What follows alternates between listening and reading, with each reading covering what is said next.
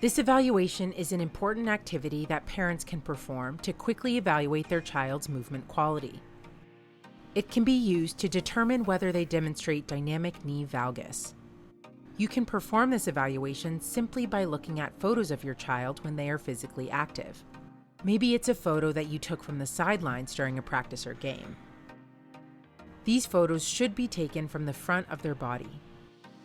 You may already have a bunch of these photos on your phone that you can begin evaluating. Feel free to have those photos open as you continue with this workshop. Once you have a picture open, draw an imaginary line from the hip through the knee and to the ankle. On the left, you can see that there is a straight line between these three landmarks.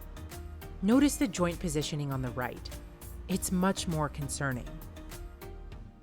This photo on the right demonstrates dynamic knee valgus, which we mentioned before is a risk factor for lower extremity injuries. Now that you've seen how simple the evaluation can be, let's try it again using candid photos of athletes that are in motion. Remember, you will need to use photos that are taken from the front of the body. This photo fits that criteria. What do you see? Take 15 seconds on your own to do a quick evaluation.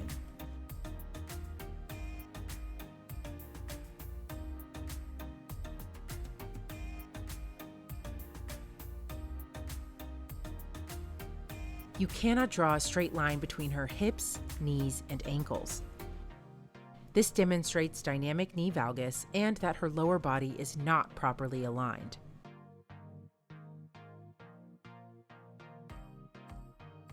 Try the same thing here with this photo.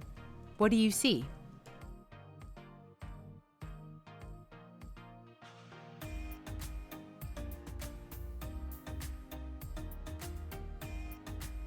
Her joint positioning seems close to perfect here. It's easy to draw a straight line between her hip, knee, and ankle.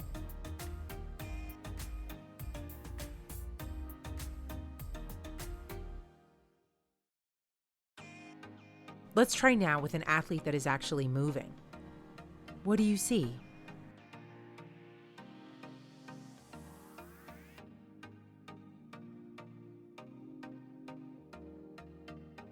Maybe you notice that her knees were collapsing in and out during the video, but it becomes more obvious when you look at a still photo.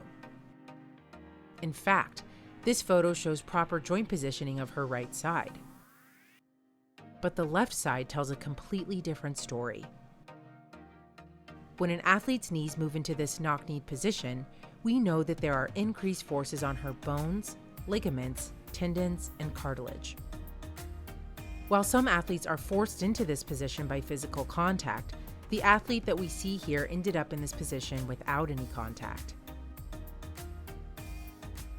This is why it is so important for you to regularly perform this evaluation of your child.